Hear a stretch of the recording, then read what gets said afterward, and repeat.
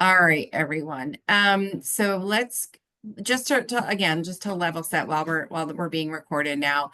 The study was tasked by OPM to review statutory definitions and determine if IQ should be a part of those definitions. So 5 state systems were reviewed for Connecticut to learn from.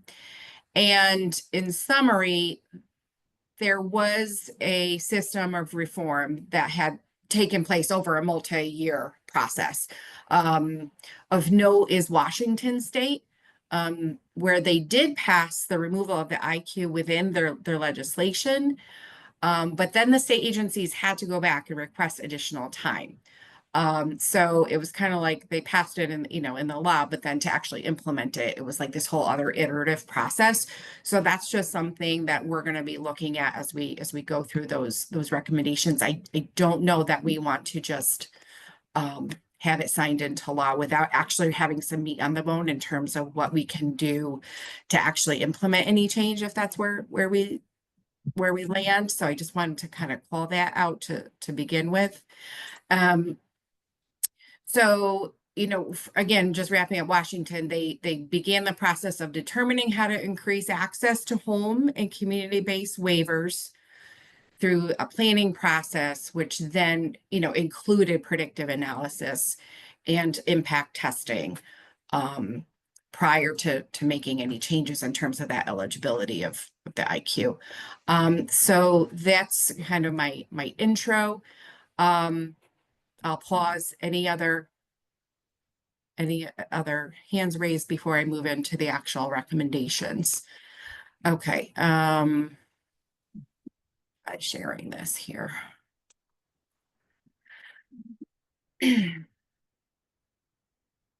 Okay. Areas of impact. This would be on page. Well, yeah, we're focusing on page 36. Areas of impact, one, obviously budget and resources. I know any increase in the eligibility is going to impact budgets for both DSS and DDS. And it's going to increase the wait list. It really won't improve any access. And so we need to be crystal clear about that as a potential impact identified. Secondly, eligibility and enrollment processes, DDS and DSS work together to determine the eligibility for those waiver services if we were to change the criteria. So the state will need to make, an eligibility process that, can determine, and redetermine actually how that process will be managed. So that's an impact as well. In terms of workforce, which we know we're already we have an issue with, crisis with. So DDS would have to release a portion of their budget back to the general fund they did this last year, because although services were allocated, there's not, as we all know firsthand, the workforce is not, there's enough to allocate to go around for those service hours. And then just coordination with stakeholders and interagencies. It's just to highlight how state agencies will need to work collaboratively along with stakeholders to make sure everyone understands how we conduct business, who's responsible, service delivery, et cetera. So those are impacts that were identified in the study. Okay. Hi, Lois. Hi, how you doing? The thing that hits me, the big thing that hits me on this, and having talked to states over the years around the country, if there isn't any money allotted to this, if it's just a matter of changing the definition, we really don't, we really don't want to see that happen. I have a lot of comments on this, but that would be certainly the biggie that comes to mind, that there have to be a money attached. Yeah, and that's our number one, area of impact that was identified. Yeah. If we add, if we change it, eligibility, obviously impacting budget. It's not a process improvement at all. No. Um, so thank you, Lois. That's you're not alone in that, and I'm sure in this group in that sentiment. The other thing would be training. I have dealt with DDS over the years, and although I think that they can work very well with our population that's dual diagnosed, I think when it comes to our population, which is the larger of the two populations, where it's a single diagnosis, I question that. I really question their ability to do that effectively, their understanding of this population. So I just throw that out too for people to think about. Mm-hmm.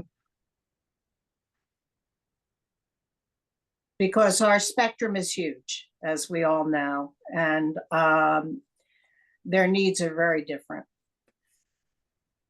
Indeed. And throughout a lifetime, it changes. Exactly. Right? The whole lifespan, right? Yeah. And I think over the years in talking to various people, there's been some concerns about whether the agency truly understands those with dual diagnosis. So yeah, so I think that's something we really need to take into consideration. Yeah, and to be clear, again, the purpose of this meeting is, do we support endorsing a strategic planning process so that is going to be, more inclusive of those with higher IQ. So it, again, as I mentioned, we can, if we put this into the legislation without the planning process, then we're not getting out of the gate, right? So that's what I hear you loud and clear. I think that's, I think I know how you're going to lean. So I'll okay. just voice a differing perspective, because Sure. as a psychologist who diagnoses autism and ID for a living, Yeah. it is an extremely frustrating experience and shared, I think, among all my colleagues when you have a child with an IQ of like 70 or 71 who doesn't have autism. So they're not eligible for any services, and they can be extremely impaired and very much in need of those services. And so I think like the feeling among my colleagues is there needs to be a little bit more flexibility than there is right now in order for clinicians to be able to advocate for kids who genuinely need the help, and they just don't quite meet like this numerical cutoff that's far too rigid. Yeah. Certainly the budget piece is a huge thing that we need to think about, but I think it's an important discussion to have. Absolutely. And this is why we have a cross section of council members with all stakeholders involved. Like this is the work that this council is meant to do. So we need and welcome all of your opinions and perspectives. So thank you, Julie and Sarah as well. Dr. Schlegel, I see that. I would like to add that I think this is very timely to some of the things that we're putting forward as our priorities, because their first step is to continue doing much more thorough analysis on the needs. And I think if we are smart, we could leverage both our agendas together.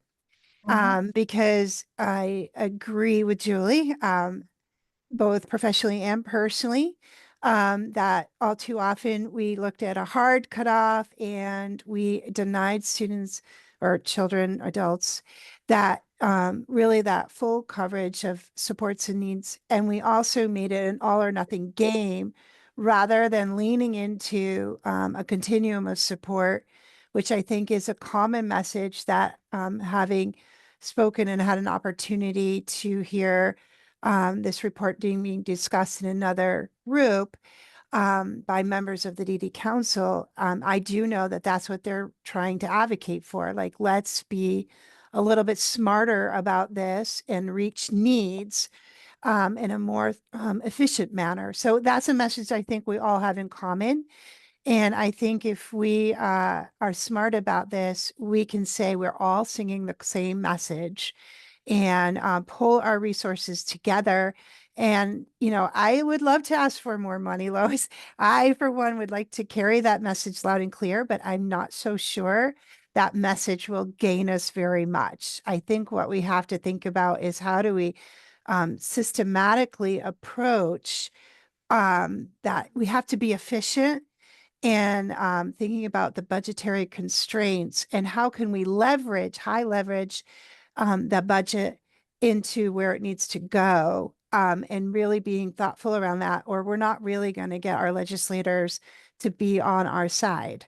It's difficult times, let's just face it. And to ask for more money in difficult times often gets shot down before we get to our second sentence. So to be more thoughtful about how to win over the conversation, I think is something that we need to put forward.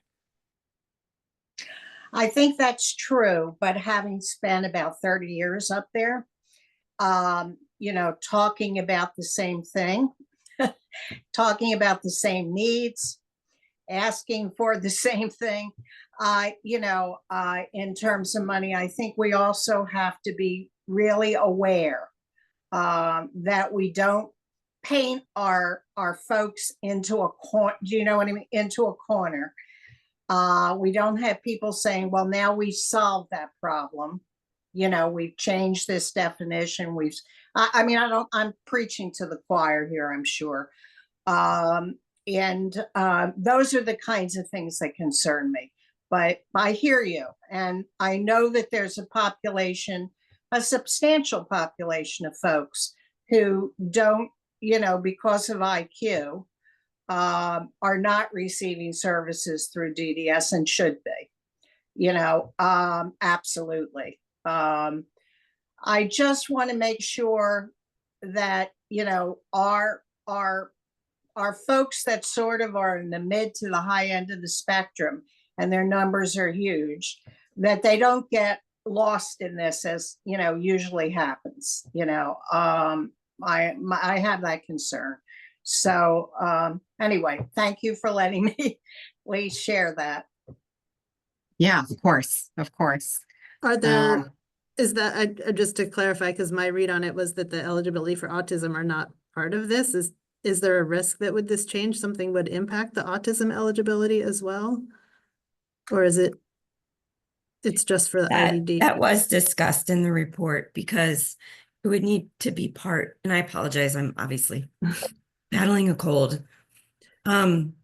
It would need to be part of what we discuss, because if you're going to eliminate IQ as an eligibility criteria under one state system and then use it as criteria in another waiver, then that is definitely it's going to basically impact several waivers. One that DSS runs, which is the autism waiver, and then all of DDS's waivers. Can you elaborate a little more? Potentially- I understand. potentially Sorry, I even- have no voice. I hate to make you Yeah, talk. no, but it's can you okay, just but- explain a little more like how one would impact the other? In the sense that if now, say they adopt, hypothetically, say you adopt a definition of developmental disability with no IQ for the DDS waivers, that would then increase access to those with autism because it's one of the listed diagnoses under developmental disability without the IQ limitation. So then we would need to redefine how we're determining eligibility for the autism waiver, because those with the higher IQ or that cutoff IQ may be eligible for DDS. Oh, I see. So there might be some that go under DDS rather than, yeah, gotcha. So it's Right. not that anyone's losing eligibility, but the department that covers their eligibility might change. Right. You can't just change the definition and target DDS waivers, because there will be, without Yeah. having the conversation about eligibility determinations for the autism Yeah, waiver yeah, as yeah. well. I do remember seeing that. I misunderstood. I thought the concern was like that some people with autism would lose eligibility for any services. Hi, Carol. Oh, sorry, Julie. I just want to make sure your question was answered. Okay. Yes, yeah, it was. Okay. Thank All right. Carol, I just lost you on my screen. There you are. So when I was looking at this, when it looked like there were sort of two options when we were talking about in the intellectual disability. And I think that I feel like I'm channeling Lois a little bit when I'm doing this, but I feel like if we just say developmental disability, all we're doing is potentially allowing a large group of people, and maybe this isn't a wrong thing, potentially letting a large group of people who don't have access to services have access to services, which is a fantastic thing. But we're also talking, we as the council are looking for autism services in the state of Connecticut. So the reason why we're actually having this conversation is because we already have this unserved population of people that have needs. And so I feel like I was looking at those two options, and I think that if we're looking at opening it up to all developmental disabilities, which I think was like an Arkansas kind of thing versus a different, I feel like that is a more risky option. And maybe an option that's down the road, because we don't want to, as everybody's saying, like create a situation where we all of a sudden there's all these people that are allowed to get services and we still have nobody to provide them. Because then we're in the same place we are at with our folks. I'll use our folks because that's where we're here, with our folks still in the bottom of the pit without getting stuff. And so I was sort of thinking ahead, was and maybe I'm getting ahead, putting the cart in front of the horse, but almost looking at if we were to remove that IQ requirement only and keeping all the other things in place that are identified in that option one. That's just maybe you're gonna get, but that's my kind of my take on it. That you could begin by taking, like looking at the current autism waiver. I have 3 people that I work with right now who have an IQ above 70 who would much better be served with DDS, which then would open those slots to the next group of people. And I don't think that if I have 17 people I provide services to and 3 of them the whole team believes DDS would be a better mechanism to serve them, I think that that's not the only 3 on that waiver. Yeah. So, as I'm thinking about the 2 options, I mean, that certainly, I do, just to kind of wrap it up, I do think that opening it to all developmental disabilities, spina bifida, CP, all that stuff, it kind of waters down the pot more. And those people have needs, and I understand I'm not putting that out there, but we're talking about the autism division. And then, as a short-term goal could be opening up a certain number of, starting to move the people within the current waiver slot, just moving them who are appropriate to the DDS slot, which means we can allow more movement with the waiver. So that's just my thought. Well, that would be ideal, I think that I'll just make a quick comment. I think that in working with the contractor, that was very much part of the discussions with other states when they interviewed them. No state besides Washington really did this by simply just making a legislative definition change. They engaged in a multi-year strategic planning process so that they could ensure equitable processes in the state for service delivery, because as you all are aware, in home and community-based services are not entitlement services. It's 100% dependent on what we can approve at the state for budgets. Exactly. And Tara, can you clarify for me that included defining developmental delay, because that definition also had different connotations, correct? Right. I mean, I think that again, it's part of this is not, I mean, we would need to determine not just who qualifies under, under a definition, but also what that eligibility process would look like and where that person could be best served. Because we would need to look at rewriting basically all of our home and community-based waivers. I mean, Christine's on, I don't want to put her on the spot, but she could talk about the process that we would have to go through at the state level, and Krista's here too. That if I'm misspeaking, please correct me, but you know, we currently have processes in place where they work in conjunction together. You know, so for example, if somebody that's part of what Christine's addressing now on the wait list for the autism waiver is working with, you know, Krista and DDS to see, you know, do we have people who are inappropriately waiting for the autism waiver that could be served by DDS? So all of these processes would need to be reevaluated. So that's what Washington ended up doing, is that they realized after legislation passed, it wasn't simple. And they had to go back and say, what is this increase actually, what would this impact actually be? We don't want to just increase wait lists, create more confusion for who qualifies and who doesn't. You know, and so we need to really do some predictive analysis and look at, you know, what the true impact would be if the definition were to change. I mean, and we have, you know, some of that data that we can work collaboratively with, like the Department of Special, you know, the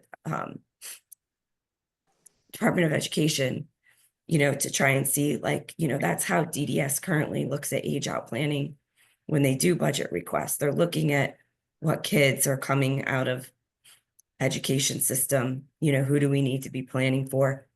And all of that's very strategic now, so that we're trying to eliminate budget, you know, any cliff for anybody. For example, if you have an intellectual disability, there currently is no wait list for an employment and day support if you're coming out and transitioning out of education.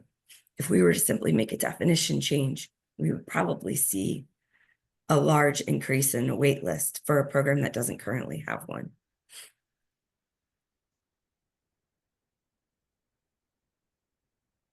It's kind of, I guess the simple answer is it's complicated.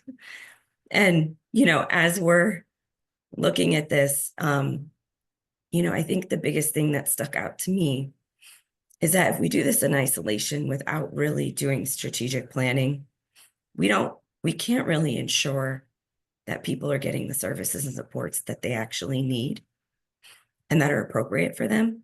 We're just trying to put them into the current service array that we already have running. Yeah, I think I would second that, Tara. I think we'd all agree on that. Yeah, I think the report, if it said one thing, was that Connecticut does not have enough information to fully understand the need, and they certainly do not have enough information to do any kind of predictive guesses or estimates about what the implications of potential changes might be. And so, you know, we've had multiple meetings now where we've talked about a needs assessment. I think that is very clear in this report. And that would be a huge undertaking in itself versus the other recommendations on the report. And that you know, this is recommending, I mean, this report is moving forward to the legislators regardless of any decision that we make today, correct, Tara? It's already been transmitted to the legislators. So they all have, this is the final draft that you received. So this is the same report that they'll be reading. I think that in the conversation that I had with Jemina prior to this is that in looking at, you know, the council, there is potential that there would be public hearings if somebody were to propose a bill in response to this study. So you all would maybe want to have a clear and, you know,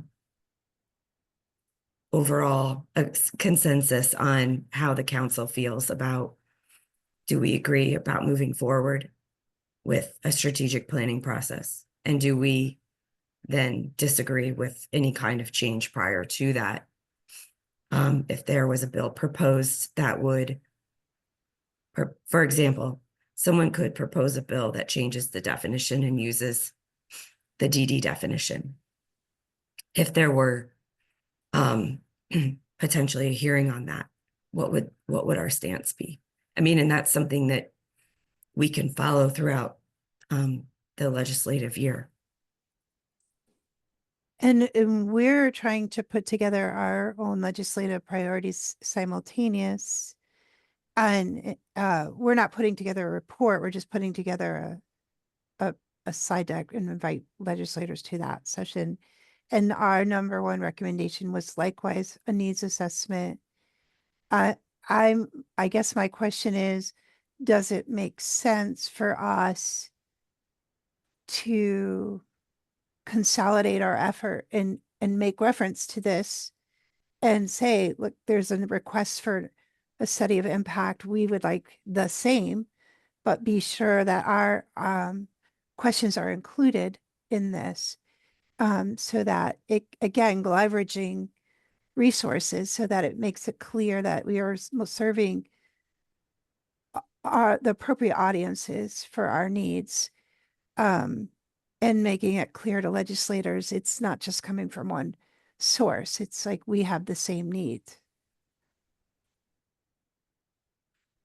I think, my own feeling is that, legislators have a great opportunity here. And the opportunity is that our advisory board really is made up of a who's who of autism here in the state.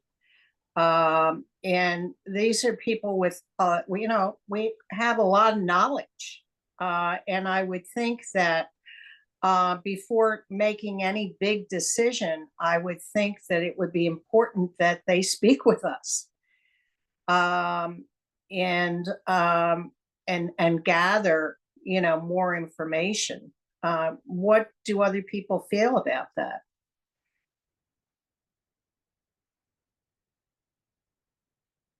Think that's the purpose, or one of the goals of having the kind of 101 of what's the state of autism in the state of Connecticut. What's the state of the state that Kim was referring to? But no, I would agree, Lois. I think some with new legislators coming in, though, they don't know what they don't know, so we need to have a level set conversation. And this council, as you said, it's a powerhouse, and with OPM taking over, we certainly have the backing of a lot of resources. And we're going to have a packed agenda this year to get it done, to get a lot done. I think we have a great opportunity. So no, I would agree with you there.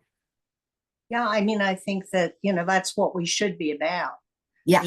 Used in that way. What concerns me, and often happens with legislation, is that it gets a life of its own, and you often end up with something that really is not usable, is not what you need. And I think it needs to be very carefully done,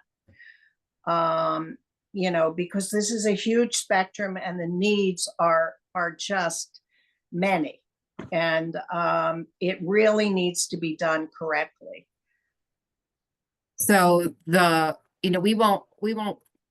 won't pull a vote today. I think, all of this, I love hearing from everybody. But to your point, Lois, we need to be thinking about this. It is in the public, it is with our legislators already, for them to read the study. And, as Tara was saying, if it does, get into a bill and there's a hearing, this group needs to get organized and aligned in terms of what our statement would be, our position would be, and why. And all the stakeholders. And so exactly. Go ahead, Carrie. Well, you kind of just said what I was going to say, so that's good.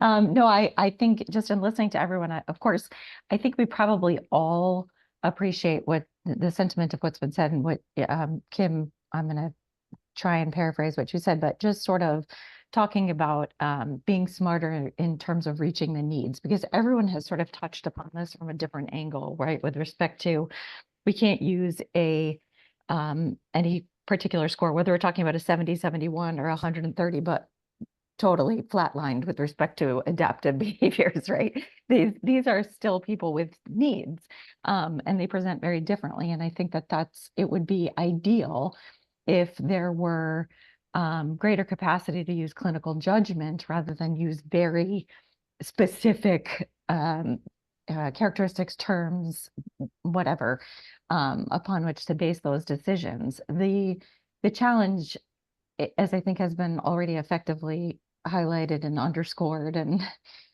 is that once something moves to the political realm, how that gets informed as Lois said, sort of takes on a new life is, I think we should get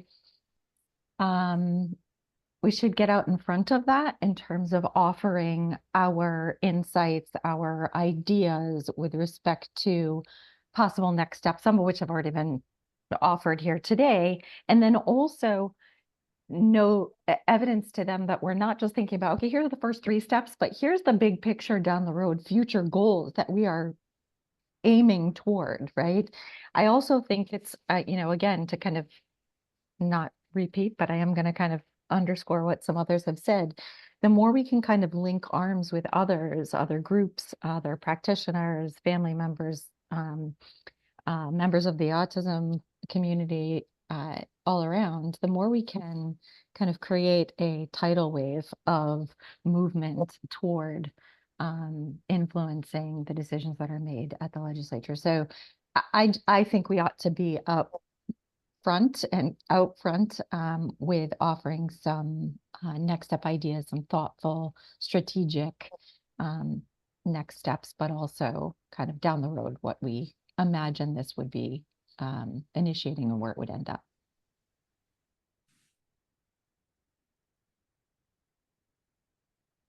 Thank you, Carrie. Julie? Yeah. Sorry, I was trying to lower my hand. There we go. I agree with everything that's been said, the needs assessment, strategic planning, all of the rest, because we definitely don't want to move forward with something without understanding the impact. I think that one concern I had is, as much as I advocate for a little more flexibility in the eligibility, I also worried a little bit that the reading of the recommendations as they stand now almost were like too ambiguous from my perspective. And as a clinician, I was kind of looking at them wondering, like, I don't really understand from this who would be eligible and who wouldn't. It's kind of worded like the one recommendation was sort of worded like they just deleted stuff. They didn't actually add anything new, right? They just deleted the part about the numerical cutoff, which is great, but I feel like there needs to be something else to sort of, because if I, as a clinician, said, oh, this person has a 100 IQ, but I think they have impairments that warrant services, like who is then there to challenge me on that and on what basis, right? And so I think it's almost even difficult to do a needs assessment because I don't feel like there's a good sense of who the people are that would be eligible under this. And so I don't know if that's part of the feedback or position we want to take, is that there needs to be a little bit more clarity. Like there needs to be flexibility and also some, clarity or second person to sort of like, I don't know, there needs to be some mechanism to say, like, you can't just have one clinician be like, this person should be eligible. And then there's no like counter to that. So that was just something that stood out to me and certainly would impact, the cost if suddenly everybody under the sun is eligible based on like one clinician, right? So I just wanted to put that out there too. Very valid. I'm not sure who was up is first, but Julie put let's see. Oh no, sorry. Schlegel, Dr. Schlegel or Kim. I'm not sure who was first. I think Dr. Schlegel, you were. Oh, you're on mute. Oh, I was just gonna say Kim can go. I can wait. Oh, okay. All right, we're all on mute here. You can go ahead first. Go ahead, Doctor. My comment was really to piggyback off of what Carrie said. You know, we have to remember this is an agency consulting, a first pass, right? So they are just saying we are doing some research preliminarily and getting some information about other states did, what the state of your state is. You know, they're just throwing out some ideas. So what we really do need to do is get ahead. I agree 100% with you, Carrie, and say, and maybe we want to be proactive, right? Make a statement that we say, yes, we are excited that this, you know, has been started, that the conversation is moving to this level, that kind of thing. And really maybe generate a letter from us to share with, you know, the legislation, or, you know, again, Tara can help us decide how to, you know, distribute it. But to say, yes, we totally back researching this more, delving into it more, because it is so important. But I don't think we can even endorse, you know, recommendations 4 or 5, you know, down further, because we don't know. Nobody knows. I mean, it honestly astounds me that they use CDC estimates about how many people have autism in our state, right? Because at this point, we don't even have those numbers. So I think this is very telling. It is a first pass, and we need to look at it that way, but also to say, hey, we're so excited that this is a first pass and we are behind the next steps. So that's really where I think we need to head. So I don't know, you know, I'm looking at our time and we have like 20 minutes left. So just thinking about what we want to conclude in the next 20 minutes, how do we want to move forward? You know, I'm proposing some kind of, you know, again, letter that's saying, you know, we are in support of moving forward with more needs assessment, recognizing that this is just a first step. I mean, I think we've already identified concerns. It seems like there's a lot of people, at least I don't know if everybody, some of us are in support of some greater flexibility, but I think it seems like we all have shared concerns about it. And so maybe that letter would sort of say like, yes, we support going forward with this. And then maybe some bullets around like, here are some of the areas that we think require further, investigation. Yes, and Dr. Sligo, I'm so glad you went before me because you clarified where I was going to go. I think we have to keep it up here because it was a report that was tasked to go out and do a wide sweep to answer the question, you know, what could it look like? And I think we have to emphasize that its first step is further clarification and needs assessment. And we agree with that. And we feel like our council can lend itself to, oh, that's okay, Julie, don't worry about that. You actually added to the idea that you're right. I think we should say, here's why we think we should be included or conduct our own needs assessment. And that's a slant or an angle that our letter can take to leverage the use of our, as Lois always says, our expertise as a council to support that and to support, because Tara said it several times, that this is being done with strategic planning and thoughtfulness and not rushed into it to avoid some of the pitfalls that are concerning. And so we can really summarize pretty much everything that's been said here in that kind of concept. And then we can reiterate it when we invite legislators to attend our session. That's really excellent, Kim. That's really, really excellent. I think that language is right on.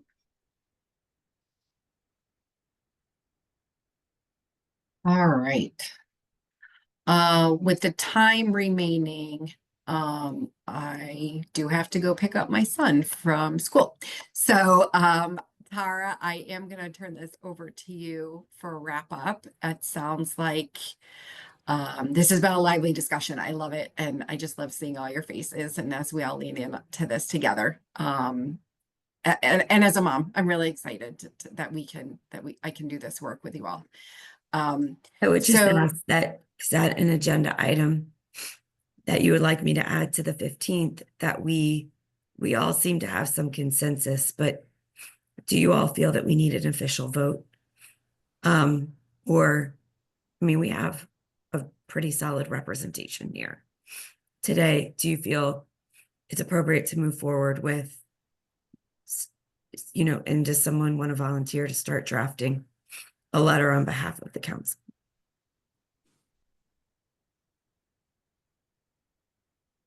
I believe the last letter this council drafted was in support of the governor's bill for OPM. I have that, at least the shell of it from a administrative standpoint, just what that looks like. And we have some new council members, so I don't know if you're familiar with that, but in terms of, I haven't, besides that, I don't know what other letter construct we've used to show a letter of support, but I'm happy to just take a stab at that.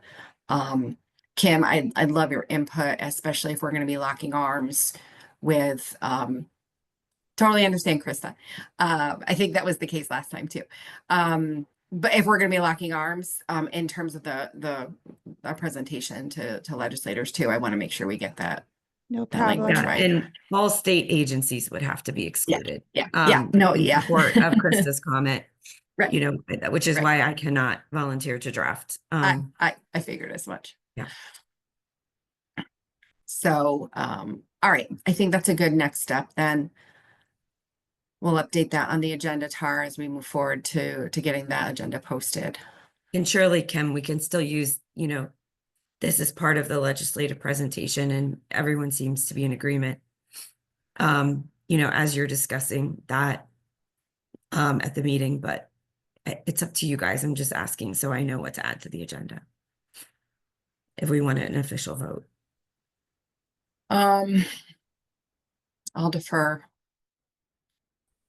to all of us. Do we think, and what is it? I think it's Thank I'm sorry. No, I I- just didn't know within eight days time if we're gonna be prepared to do that or not. And No, but I I don't think- want to miss I the was thinking, opportunity.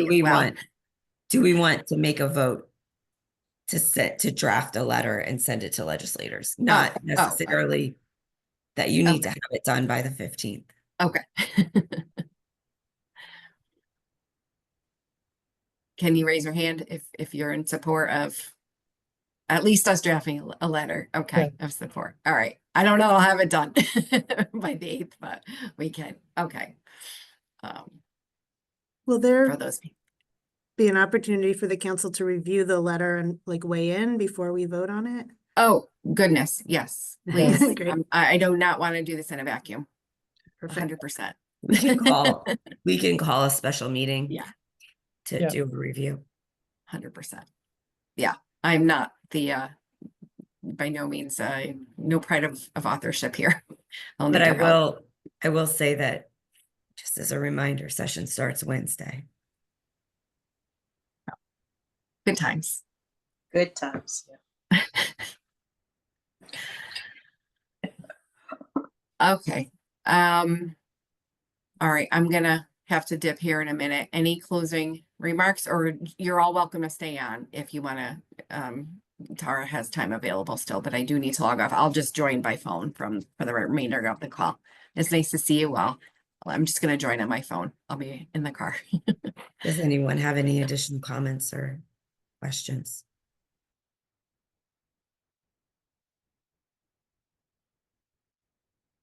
Okay. Well, then I'll officially adjourn. Thank you all for joining and we appreciate the feedback. I did put my email in the chat in case anyone has additional questions you'd like the answers or anything that comes up. Oh, go ahead, Melissa. Oh, I have two other questions I want to ask you that aren't connected. I just was going to ask you if I could ask you a question. Oh yeah, just you want to send me an email? Sure. Okay. All right. Well, thank you again, everyone. And we adjourn. Tara, hope you feel better. Feel better. Thank you. Better. I am home, just so I'm staying home because You sound bad. it's probably the worst I've been in a really long time. Oh, man. So I appreciate that, Lois. Thank you. Take care, everyone. Bye-bye. Thank you. Bye.